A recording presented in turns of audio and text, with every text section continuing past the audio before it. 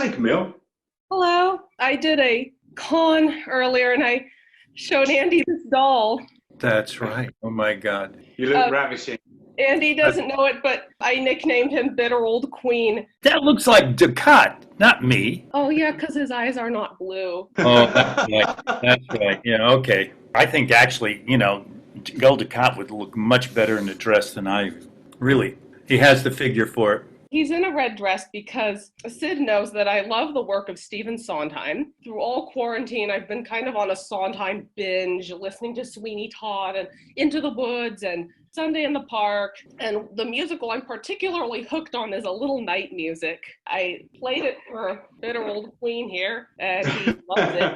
When we were at acting school, way back when, we had to do a lot of songs, and we had to choose songs. And Sondheim, according to our singing instructor, was the most challenging of composers to sing. By far and away, more than, Oscars and Hammerstein, and you name it. It was a hugely challenging. But the way you have to phrase it is really difficult to fit the words into those musical notes.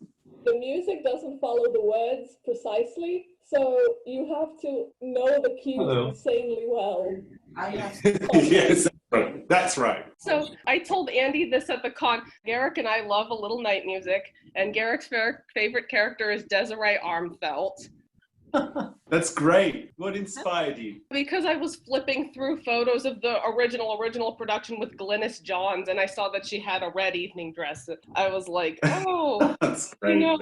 I would love if Garrick and Bashir came back in Picard, I'd just love to see them reenact A Little Night Music with Garrick as Desiree and Bashir as Frederick Hagerman. It's been several weeks since I last talked to you. How are you doing? Actually, I had a really difficult week. I think maybe this happiness is a little bit of a performance. Okay. Was it difficult in terms of just personal difficulty? What vague area? Don't have to get personal difficulty. Okay. Well, I hope we're helping you get through them. I think the brave face is working very well.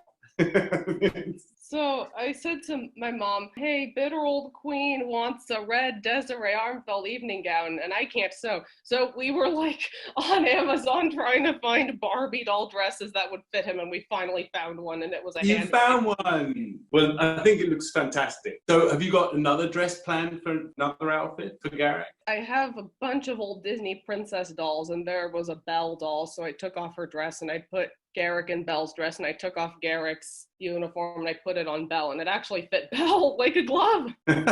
How are you feeding yourself? How are you looking after yourself with everybody gone? Is it difficult? It can be sometimes, but I can power through it. What do you make? Because making food for yourself is the hardest thing in the world. Oh yeah, I've been cooking like a fiend, like all quarantine. I've learned how to bake chicken drumsticks in the oven, like flour them and put them on, and I do that all the time. That's delicious. Yeah, absolutely. Yeah. Do you flavor the flour? Yep, with paprika and garlic powder. So it's almost, you have your own like Kentucky Fried Chicken but at home without actually deep frying anything in oil. Guess you could say it's healthier, but not by that much. I don't know. I think it probably is quite a bit healthier. Do you have a garden or are you an apartment? Kind of an apartment house that has like one top home and one bottom home. And like the people in the bottom home get the garden. And then my family's on the top home. So you're cooking up a storm. Mm-hmm. You're not sewing. What do you do to have fun? Well, I did recently start a new Facebook group for people who love Star Trek and musical theater, because I'm in a bunch of Star Trek Facebook groups, and I always put up musical theater references, and everyone kind of gets whipped up into a frenzy there. So I'm like, okay, we'll just have a group where all we do is talk about musical theater and Star Trek. Have you listened to the Hamilton soundtrack?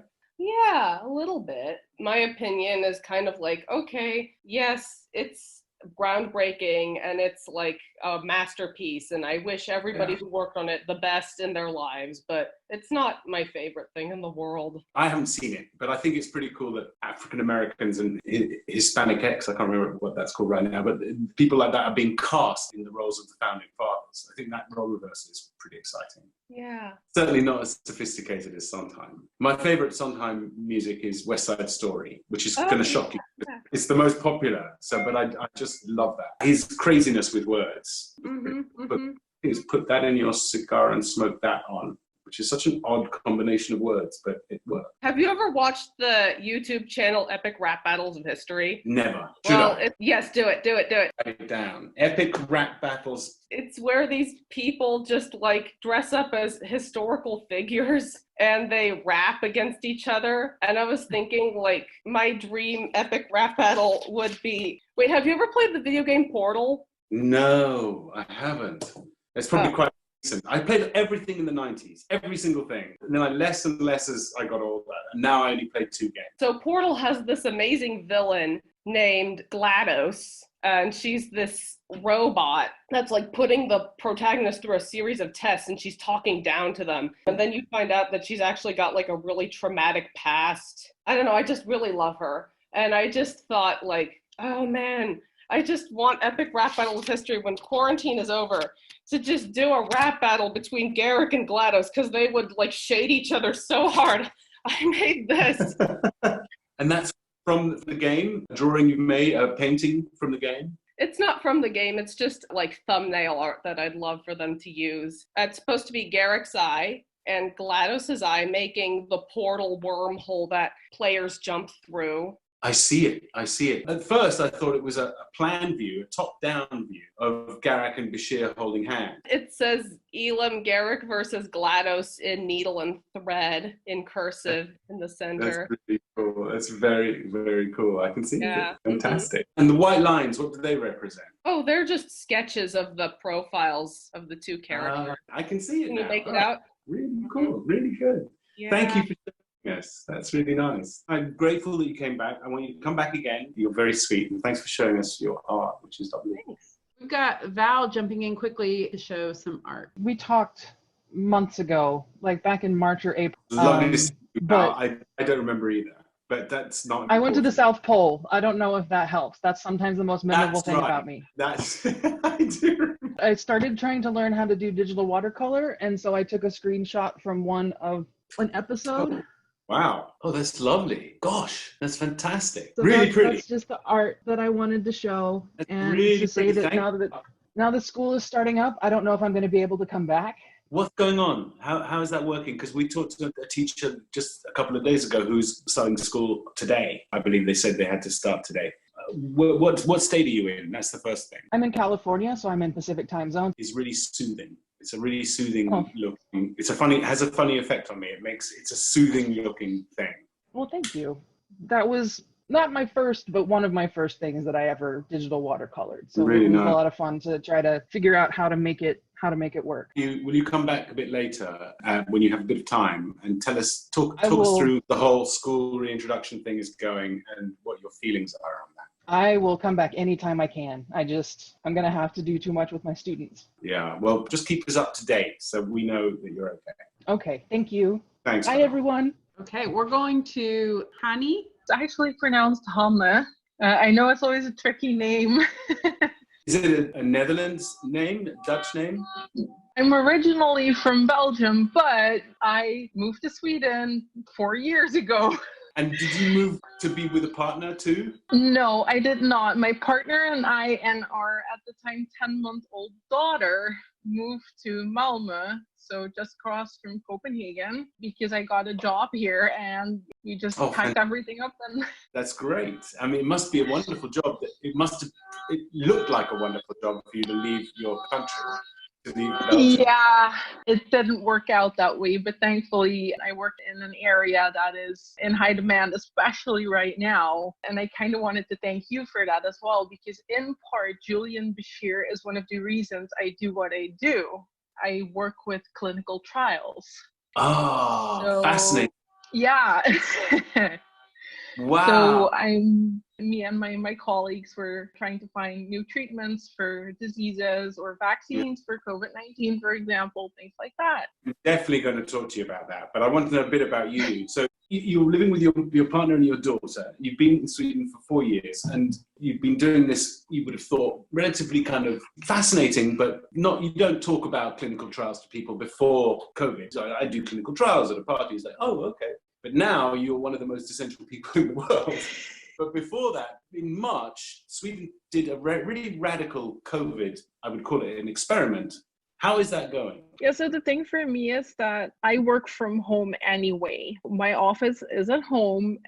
Normally, I do travel a lot because I need to visit a lot of hospitals. I worked with hospitals in Belgium, in Denmark, and in Sweden, and all of that got banned. So the company was like, despite Sweden at first not like having restrictions on travel, they did later update that though, and other countries just closed their borders, so I wasn't allowed to go anywhere anyway. Being in a country and seeing all the other countries around you closing the borders and closing the schools and even going in lockdown, because one of my managers is in Italy, you know how hard they got hit. Wow, I was remember. weird. It was so weird seeing that difference. Yeah. Remember all the pictures, the news pictures of Italians on balconies singing and to one to the other, and I thought that's what we can do, but we can do it over Zoom. It's strange, especially because all of our family is still in Belgium and they went into lockdown as well, and it's like, well, okay. But thankfully, both me and my husband, we are in industries where working from home is actually very much encouraged and very much a common thing. Right. So that did help for us. Yeah. Were you already working from home, or did you spend a lot of time working apart? No, normally I work from home anyway. My husband was office-based, but went home-based in mid-March, about the same time that my company was like, okay, you are not traveling anymore, because I had just gotten back from a trip to a city that's about 5 hours away by train. Right. And I get home, and the day after, they're like, okay, no more travel for now. No Doesn't more. matter what the country you're in says, no more. We want to keep everyone safe. This is our top priority. And thankfully, we were also set up to stay in touch with our sites remotely. So, you know, the participants in the clinical trials are safe and well cared for. Sensible. What a sensible company. I guess they understood it better than the government did. But on the other hand, if you look at how Sweden is culturally, Swedes are naturally a people that will give you more personal space. They will be more respectful. And I know that especially in countries like the Netherlands and things like that, there has been talk about, but we need to use the Swedish approach instead. And everybody in Sweden is like, but the only reason it works is because Swedes listen to the government, and because the culture here is like naturally like, we need very to keep, respectful. Yeah, you have to keep that distance. There were videos online from years before COVID-19 about how people are queuing up for buses and trains and things like that, and everybody has their little personal space bubble. Yeah. It's not that, that mess all get on the bus first. Yeah. It's like, no. And how was it for when your husband came home and you were like, that's it, long-term, medium-term, short-term, medium-term, we're living together, which is unusual, changes everything, because, you get used to being away from each other for 8 hours a day. So, because I've found that that's one of the most interesting dynamics that's happened during this particular period, is that, for some people it's had a terrible effect. In families that have been abusive, for example, then my goodness, I can't even imagine, because they can't get out, they can't get away, they can't get, But I found there's a real connectivity that's kind of sparked because of this, because you kind of go, well, I guess I genuinely am your partner, for the first time. And we have this baby daughter, so it must be really good fun for your husband. Yeah, I basically relegated him to the spare room. He could sit over there and I could sit over here. And the thing is that my work requires a lot of focus, and there's a lot of meetings and things like that. And then having someone else sit here while you're talking about confidential information is also not the best thing ever. My wife's a lawyer and has a court case downstairs, and I'm actually not allowed to hear that. So she shuts me out. Yeah, I did the same thing also, because I'm very set in my routines and everything. So the first weeks were hard for me, just because, suddenly my routine was different. The kid was home from school. She's 5 by now, so. Oh my goodness, that's real. That's real. She's like a wind-up toy. Yes. Yes. So you're dealing with that. All of a sudden, your husband is home as well, and I love them both very, very much.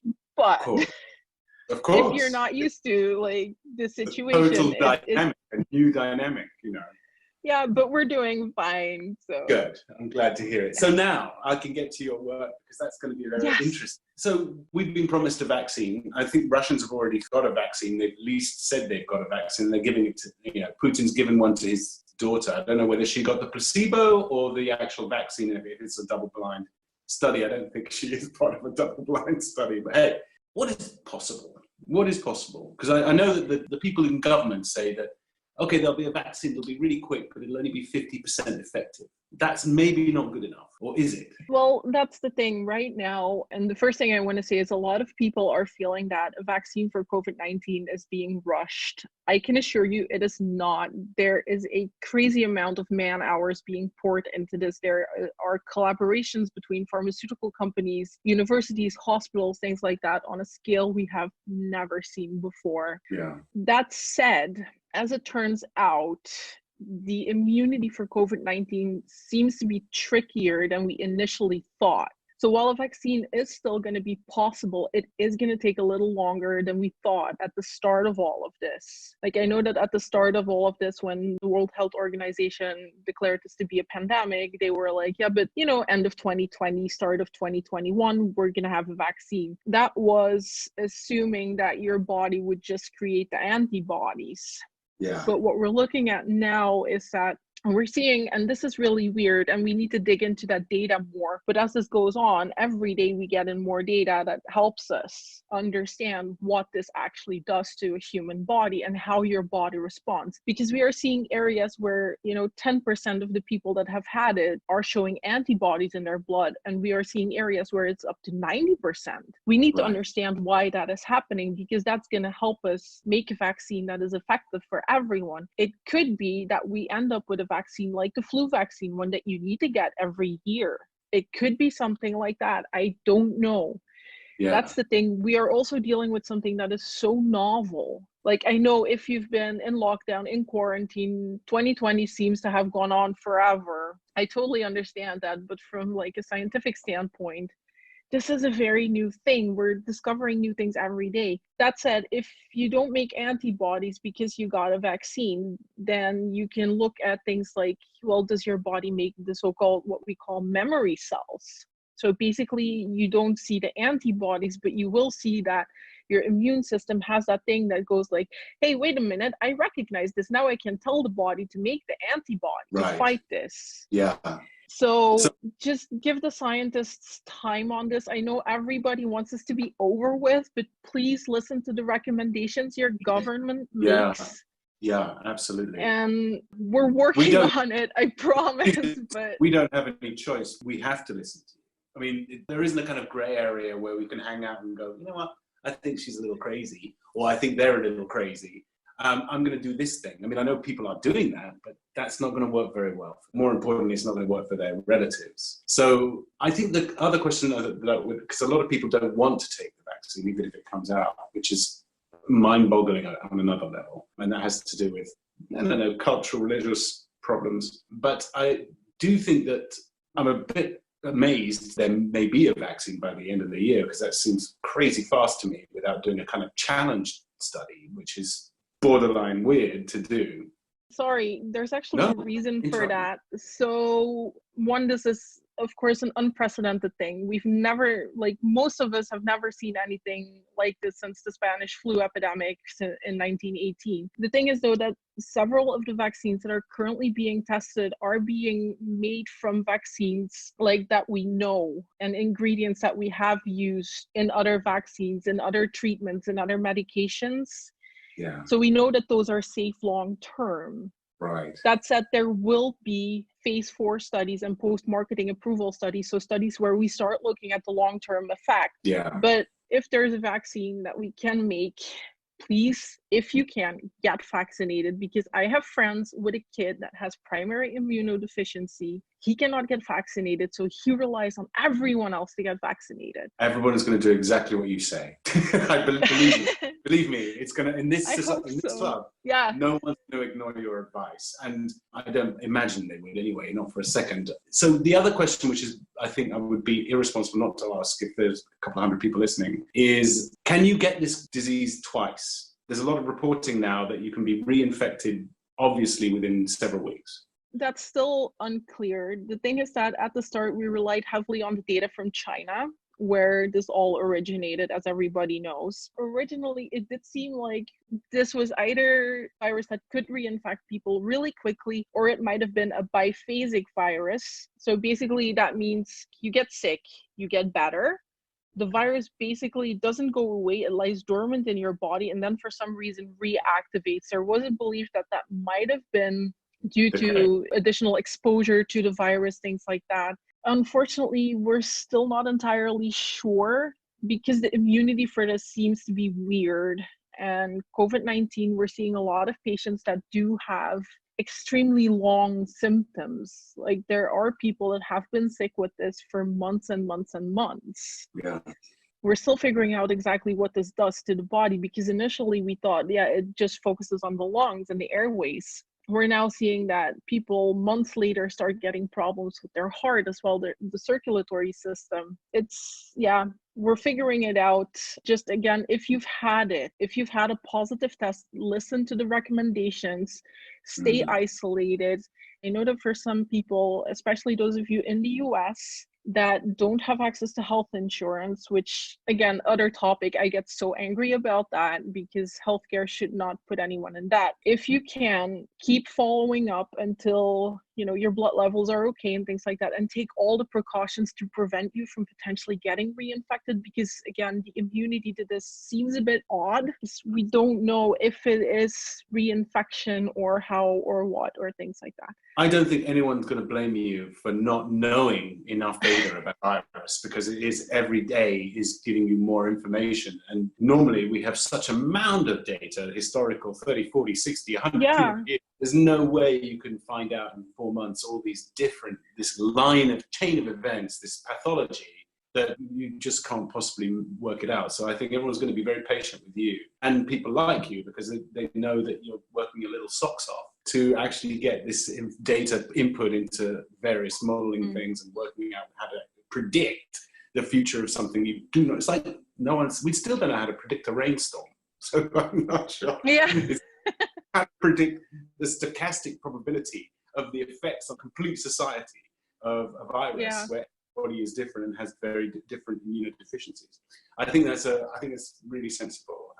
Is there anything else you'd like to add? No, just, everyone, please take good care of yourselves as well, because I know that not just with COVID-19, but just situations where you're seemingly cut off from, physical contact with other human beings for mental health issues. It can be very, very hard. Reach out to whoever, whenever, if you can. I know it's not a replacement for actual physical contact, but it's something that we can do for each other right now. We're all in this together, and especially for those of you, because I know that someone else mentioned it earlier, that they have chronic illnesses and ththings like that. We're working on it, and we're going to do our very best to protect you. Thank you, Anna. It's incredibly generous of you, and it's because this is your work and you get paid for this, and you're sharing that, and you're sharing for free, and we're very grateful. I'm grateful. Thank you so much. Come back and we'll talk about something else. Yeah, I will. Thank you so much for having me. Thank you, sweet. Okay, we are going to go over to Pat McCoy. How are you? I'm trying to hang in there and, trying to stay sane because since I'm in the high risk group, I really can't go anywhere to really see people very much. Absolutely. It's lovely to meet you. Same with you. Thank you. So how do you get stuff done? Do you just order stuff online or do you go to the store early on? Well, in where I live, we have a program of volunteers. They can go grocery shopping for me because I email them a list. They go to the store for me and bring my groceries to me, and then I send them a payment to my bank, so that way we don't end up getting too close to each other to potentially infect each other. So we try to stay without contact so we still get stuff done. Yeah, good. What state are you in? Do you mind me asking? I'm in Maryland, in the DC metro area. Right. Okay. Yeah, we're in Massachusetts, and if it gives you any idea, even my wife's family, they don't come in the house to eat. We'll have a lunch on Saturdays for one family member or another couple, but we'll always eat outside and we'll always be on 2 different tables. And we can't bring the whole family together. We haven't got enough tables. We're not a restaurant. Yeah. But I totally understand. And it worries me that I see a lot of people eating in restaurants. guests. And I hope that they're okay. Do you get any, have you got company? Do you talk to anybody? Are you sort of relaxed mentally? Well, I live in a condominium and I have neighbors nearby. Some of them are also in a high-risk group as well. So we often call each other to make sure they're okay. They call me to make sure I'm okay. That's and, great. Try to keep each other sane and also try to keep my hands and my mind, busy so I don't end up getting too squirrely. Yes, absolutely. Have you been on furlough from work, or have you not been working for disability, or what are you missing now that you're in COVID? Well, actually, I've been retired from my main job since 2004. Oh, wow. Okay. And I had started my own small business because one of my passions is genealogy. And I, live within commuting distance of the National Archives and the Library of Congress. Perfect. And so, like, when people, like, for example, somebody is researching their family history, they can contact me and I can, commute downtown and find the documents for it. But now with COVID, they're closed down. Yeah, they are. I'm so sorry. I'm so sorry because you're like a detective. Yes, I am. That's basically. I've been finding all kinds of, neat stuff in family history and all. Yeah. I don't know if they have it here. There's a British show called Who Do You Think You Are? Have you seen that? Yes, we have the American version too. Oh, okay. So yeah. I've seen that. It's kind of fun. It is a lot of fun. Yeah, my wife did one of them. One of the big companies that you send a swab to. She genuinely believes she's Italian, living in Massachusetts, born, bred here. She found out that she's only like 3% Italian and the rest of her is Icelandic or something. To live all her life as an Italian American, you know how fiercely proud those guys are? To suddenly find out she's not is like, really? So I know that I couldn't do this because my family tree is just too weird. I know that I came from a family in North Africa, in Sudan, who would never have married outside of the family. They married their cousins. My mom came along in the 60s, a white girl from Liverpool, and my father married her. First marriage outside the family. A lot of information would come from my mother's side, although I don't understand exactly because different chromosomes don't. Yeah, the DNA. It's something you can't inherit information from this. So I don't know. I'm not doing it because I know that there's nothing. Well, actually, with DNA, that got me a surprise I never expected. What? I had sent my DNA to be tested back in 2014. Every so often, the website that I did DNA test with, they would send me emails saying, we have DNA match here, DNA match there. And I was like, looking at their family trees, and my family tree goes all the way back to when Maryland was first being colonized back in the 1600s. Oh, my goodness. And my fourth great grandmother, whose name was Eleanor Bond, had been born and raised in a part of Maryland called Garrison Forest, Maryland. And this one day I had come down with a case of shingles, so I was in quarantine for that back in 2015. And I got an email message saying, you have another DNA match. So I clicked on it and it said, Bond family of Garrison Forest, Maryland. And my ears perked up because I'm thinking my fourth great grandmother. So I clicked on that link and I see it was about a Sarah Bond, and I compared Sarah Bond to my database, and my fourth great grandmother had a younger sister named Sarah, and the dates all matched. So I'm looking at Sarah's family tree and going down from the 1600s, 1700s, down to the 20th century, when photographs of, various relatives were showing up, and I was like, wait a minute, who's this? And the name underneath the photo was Woodrow Wilson Guthrie.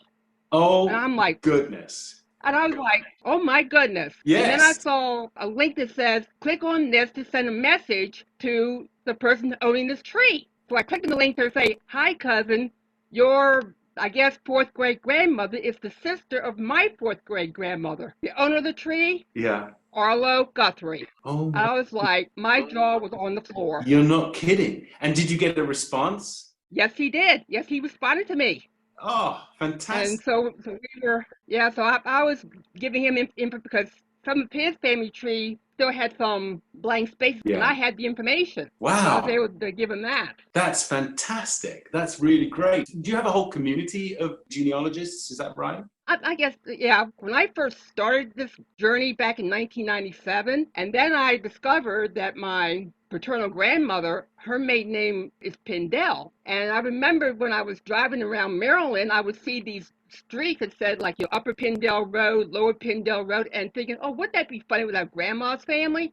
It is. My grandmother's family is the one that goes all the way back to the 1600s, and there are quite a prominent Maryland family. One of my cousins wrote a book, I can just see a it. two-volume book on the Pindell. Pindell, Family Through Time. And as I was looking through it, in the back with the index with all the names, I see Warfield, which is another old Maryland family, because back in the colonial days, they really couldn't go very far to go dating. Mm-hmm. So, of course, cousins were going to be marrying cousins. So the Warfield family is also related to the Pindell family. So out of curiosity, I said, well, let me see what the Warfields are looking like. Come to find out, Bessie Wallace Warfield Simpson, well, she married a very prominent British monarch. Oh, my goodness. That Simpson. That Simpson. Wow. She's my 12th cousin. Oh, my giddy aunt, as they say in Yorkshire. Well, you know what? My step-grandfather was the defense attorney for your whatever great cousin, whatever you said her relationship to you was. So it's a small world. That's a couple of degrees of separation. Well, a few more than that, but close enough. What an astonishing thing. You do this for everybody else. Do you find that people's jaws drop on the floor when you tell them that you're actually not who you think you are? Well, I've had at least one person, he sent me some information and he said, I've been given this family legend all these years, is it true or not? And I went, let me dig into it to see what's what, and went down to the National Archives, did some digging, brought back evidence and said, hate to break it to you, but the legend is just a legend. There was no fact to it. It was just something that, somebody's grandfather decided to embellish. You know how some relatives like to tell tall tales and good yarns and all that. Absolutely. People who don't know how to start this process, but who maybe can't afford to go to 23andMe or Ancestry.com, how would they begin? Because, you probably do it without spending huge amounts of money. Obviously, you have to go to the Congressional Library and to those places, which is no one else can do that. I've set up a couple of Facebook groups. One Facebook group that I did, I named it Stegemerton Mystery, because I was researching my mother's side of the family. And since I live in D.C. area, all of my relatives also were deep roots in D.C., Maryland, and Virginia. Right. And I went to Rock Creek Park Cemetery to get the burial records for my mother's side of the family. Came back home, and I'm flipping through the pages, and I'm like, yeah, recognize that name. Who is this person? Because the record said Christian Stegmeilen, and it was related to my mother's side of the family, and he was in an unmarked grave. And I'm like, who's this? I contacted relatives of my mother's side that were still alive and said, do you know this guy? They went, nope. So I started doing some digging, and I tried to do a Google search on the Stegmeilen name and came up empty. So I did a wildcard search with STEG and the asterisk, and came up with a whole list of Stegemerton people. Wow. So I had to try and narrow it down to Stegemertons in Maryland, and then just randomly just picked one name and cold call, which I normally don't do. But this mystery had me so curious that I had to try to figure out something. So I called this lady, and when she answered, first thing I said was, I'm not a telemarketer, I'm not selling anything. I had this mystery, maybe you could help me. And I told her who I found in the cemetery of Christian Stegemerton, and she went, oh my God, my husband's been trying to find him with his genealogy research. Wow. It was their brick wall. And so I knocked down their brick wall. That's fantastic. But we were still trying to, and then we were trying to figure out, how did this Christian Stegemerton get buried with my relatives and be listed as a relative? So fast forward a few more years, I discovered that my third great-grandmother on my mother's side had a second marriage I never knew about. Wow. And her daughter married this Christian Stegemerton. Gosh. And what was funny, when I called this gentleman back in Maryland to let him know what I discovered, I was still working at my job at the time before I retired, and he saw the name on the caller ID of Gallaudet University, because I used to work at Gallaudet. And this newfound cousin said, you're calling from Gallaudet? I said, yeah. He says, my dad used to be a student there. I was like, what? It's like, what are the odds of doing a complete cold call to a total stranger, discover that we're cousins, and we both had connections to Gallaudet University? What a fascinating person you are. Thank you for sharing all of this. I mean, we'll have to talk more later. Thanks, Pat. It's good to see you. Thanks, Pat. You're welcome. We are going over to our friends Mimi and Marlo. Marlo's getting ready to move, and I believe we have some studies completed, some graduations to celebrate. When we talked on the very first Zoom, actually, back in April, I was just studying for my big test to go to my first work in the hospital. Right. I have passed all that in May with flying colors. Congratulations. Thank you. You're amazing. I got one question wrong. The rest was fine. Salutatorian. Yes. Actually, yes. Marlo is actually leaving. That's why we're actually here as the last goodbye performance. Yeah, I've got to go back to the UK. I'm taking a short stop to be with my mum for a couple of weeks. Right. She lives in Denmark and Sweden. I think you're both such a romantic story that when you first came, you know, and that you just crept in under the wire and you managed to be there and got to stay, and it was it's just a lovely story. I am very much dreading going back to London, but it's going to take a moment. How are you going to do? You're going to Zoom? Well, you know, you can FaceTime. You can do something like... Yeah, we'll be fine. We've lived together in the same country on and off since we met since the last 8 years. I came to London for a few years. Marlo came here twice now, so... Oh, you're good at this. Yeah, you're all pros. You know exactly how to do this. Long distance stuff. Exactly. So what I just wanted to say, which is quite important to me, is to tell you that I've made a lot of friends here through this, right? I sometimes, because now at the moment for the past 4 weeks and for the next 4 weeks, I have my first trial at the hospital, and I was really scared of that. But then me and my friends, we wrote, like, for example, because I hate to name you Savannah, how Savannah told you that the character Julian helped her a bit with her fear of doctors. And I tried to channel a lot of things we see in Julian to how I treat my patients. And it worked really well. And sometimes I do go home and talk to my friends and to Marlon. I'm like, yeah, Julian, the patient today. It worked so well. It was really good.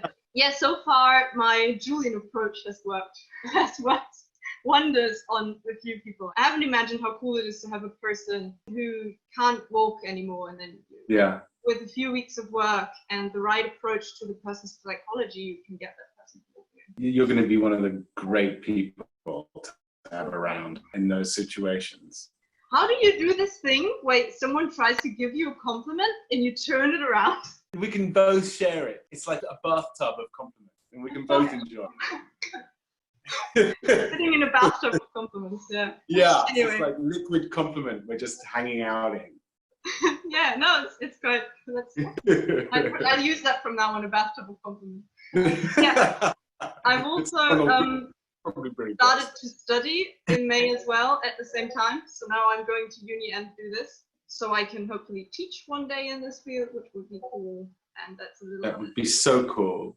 Remind us, because some people haven't been here, what field, and tell us what you're going to be doing. Yeah, I am a physiotherapist in learning still, now my first clinical trial, and every 6 weeks I'll switch between school and a different field of medicine, so I can choose later which one I'm going to. And as of May, I'm in a dual study at university, so I can also do things, what we talked earlier, which is really interesting, clinical trials I'm going to do. I'm going to work on this whole, the person as a whole approach, which is really important, I think. As in, there's this whole ICF, I think it will be in English as well, I'm not really sure, I'm German.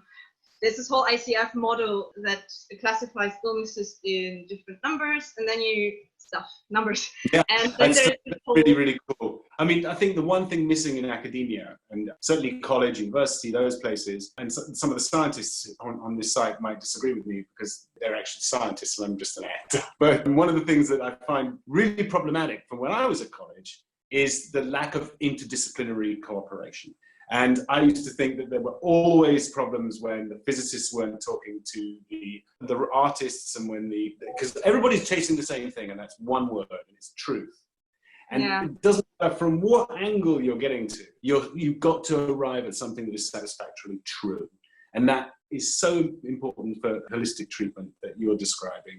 You're coming in knowing a little bit about everything, and hopefully a lot about everything after 20 years, and you're a venerable old person in the field. That is the one thing that I tear my hair out when I read journals that just haven't bothered to look at this information from those people. Information from those people. It's not their field. So people are told to stay in their lane.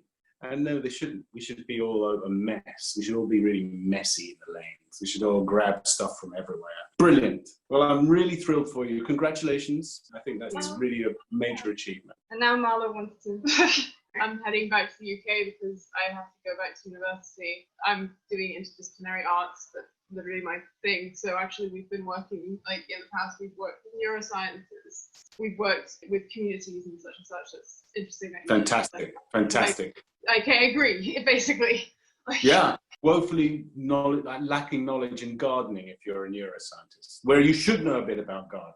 You know, why not? The thing is, I feel like all fields are inherently connected. I tried to do a traditional academic course that didn't work out for me. I did acting for a bit and I was like, this is not working for me. And then it's like, oh, I want to do all the things. Cool, I figured it out now.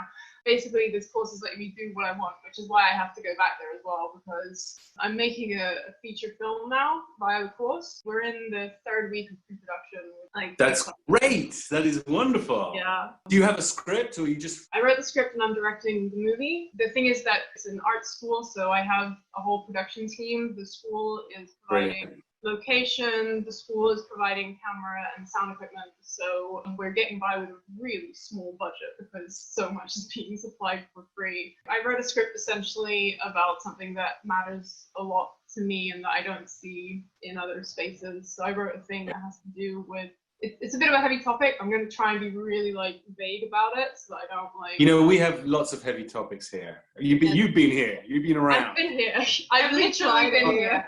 We've literally been here. It's about how if you've grown up in an abusive situation, you can lack the language to understand yourself as a person, which can then lead to you getting into further abusive situations when you're an adult because you can't explain your own reality. And then how that intersects with queer identity, in this case asexuality, because it's be anywhere, and then how if you then find a community, in this case a queer community, that can start giving you language to give power to your own reality and situations. Essentially. So that's what it's going to be about. Such a great subject. We've had lots of talks about this subject or touched on it, or people trying to teach me how to deal with my own lack of knowledge on it. And I am still in 101 territory, but on the right track. You give me a lot of stuff, and that includes everybody. But what I think this community is giving back to you, I'm speaking to everybody really, the community, the social club in general, is how to talk about it. Because it's one of the most difficult things to talk about. It's one of the most difficult things to put into words that don't freak people out, don't make people feel estranged, or they're not correct enough, or whatever. And practicing your message is really valuable, especially so young, because now you're going to be enhancing that when you go back to college and whatnot. And so the repetition, the constant, all right, let me walk you through this again, is actually really good for you. It's certainly good for me, but I think it's a two-way street. It's definitely a two-way street, and oh gosh, there are a lot of words that I could say about this space and how powerful this space is, but it's a really amazing... Go out and make a movie. Make the movie about the space. I mean, you are making movies about space. I am making movies about space. Actually, I was really inspired by your talk with Janaba last week about religion. I started writing a whole script about it. So in space, because religion in space is great. That's where to take it, baby. But I'm taking a short, the reason that I'm going via my mom is as well because she's a doctor and she did not get infected with anything. She just overworked herself so much that she got pneumonia. She's fine now. She never gets sick. So she was like, for 3 weeks I was calling her. I was like, you still have this weird cough? Oh yeah, I'm fine. I just got this weird cough. And then on the 4th week she was like, don't freak out. My lung collapsed. All better now. I'm just like, okay, I think it's better if I come by and just check. I think it's fine. So because she never gets sick, so we were all a little bit like, whoa, okay. So that's why I'm heading her direction first. Well, good luck. Good luck with that. And really good luck with your movie, but look for the joy in it as well as the dark. You know, really just keep searching for the joy in it, and that might just pull you through. But you have to film the truth, obviously. You cannot fake that. But look for something that gives us some kind of something. Goes, yes. I think that a thing with a lot of movies that deal with darker subjects, if that's the reality of the film, then showing moments of joy are what is really powerful. Because otherwise, the audience isn't gonna be able to engage with it at some point. You just have to shut off from agree. that. And also, I feel like it's almost at that point it becomes I'm trying to find a word here that's not a bad word, sorry. Tragedy porn was what I was going to say. Okay. There are things you can do within the cinematic lexicon that can help you. Because truth is often, historically, you shoot nature in some way. Obviously not like these are lovely trees or clouds, but something that is immutable, something you cannot ever change, except, but you can burn it or something, but something is so true, born in the set to itself. And if you can, that might help you with some of your visual language, or maybe some element of a scene somewhere that something happens, and just keep coming back to that as a kind of, there must be something in it that we can hold on to, just to go, okay, I've got something. It's not all completely killing me. It doesn't have to be smiles and giggles and, cat videos, but it can be just, you can find things that to you are truth. And then film that. That's my only advice. Not much use because everybody says the same thing. I think I agree with you, and I like the way that you phrased that. Definitely, I think I do want to make stories from a perspective of hope, even though a lot of what I'm writing right now has to do with violence, because I think the world is quite a dark place right now. But I want to I agree. I will leave it at that, because otherwise I will definitely talk about this forever. No, what we'll do is you'll put everybody in touch with the film when you finish editing it. And then we'll pick it up one day. Are you ready to sing a song? Yeah, we wrote this based on the Sid City Social Club, because this place, and many people have told you that, so I'm going to make it very brief. This place gives hope. It gives light to a lot of people in this dark time. Good, and that's what gave, for both you and Mel, you are meant as well as an organizer. You are very much in this, Mel. Every time we talk about this club, we mean you, Mel. Yes. Oh my goodness. Exactly. You are the beating heart of this, okay? It doesn't happen without Mel, absolutely. It does not. Exactly. And also every person who is here talking, who's here lurking, who's here commenting, who's on the Discord, everyone. And we wanted to give a little bit of that light back. Marlo wrote lyrics and a tune, and then we worked on that together to create this song. Brilliant. Dusty stories, cavernous closets, whisper secret truths like promise. Threats waiting to be unraveled, to tapestry to how far we've traveled. The flowers wait until the dark times to sing poetry's in fashion again. Sappho told me, so did Bowie. The trees wait until the dark times to sing. Gathering at the sea and sky, going up and down. Stars, shadows, home fade higher, brighter than the crown. Once these stones from feet have flown, when these roads have been mended, we may no longer walk alone until the journey is ended.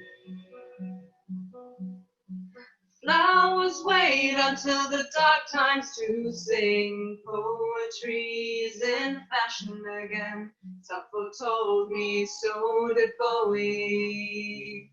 The trees wait until the dark times to sing. If I peel myself off into mist, the movement of bones.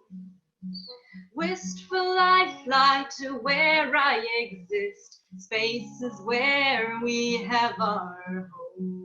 Sing until you become undone, Possess yourself until you are one. Can I be bruised, thick fire tongue? A million soaring stories unsung.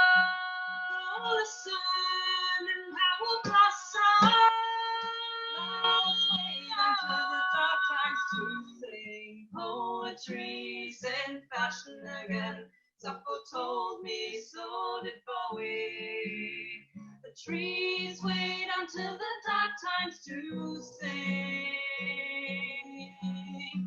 Flowers wait until the dark times to sing. Poetry's in fashion again. Sappho told me, so did Bowie. The trees wait until the dark times to sing.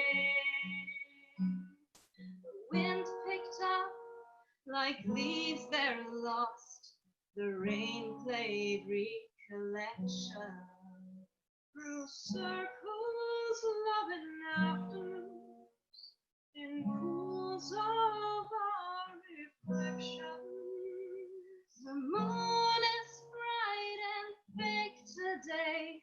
It lights the path, it shines the way. And perhaps one day we shall be guided to the moon as well. Oh my goodness, how moving. That was just so wonderful. Everyone has to come off mic because you can't That just talk. was beautiful. Thank you so much, both of you. Love you, Mimi Lo. We love you so much. I love you so Absolutely much. fantastic. Thank you. That was great. That was amazing. Loved it. It's gorgeous. My mom was listening in from another room, and she said, "Was that a professional singer?" You two harmonize well together. That was the first song we actually wrote together, so yeah, that was really good. Yeah, that was for you guys, the whole Zoom. Thank you. I couldn't be more grateful to you guys. It's really beautiful. I'm gonna remember that. I remember your first song. Thank you so much for sharing, and good luck in your respective places. Good luck with college, and good luck with the movie, and good luck with everything.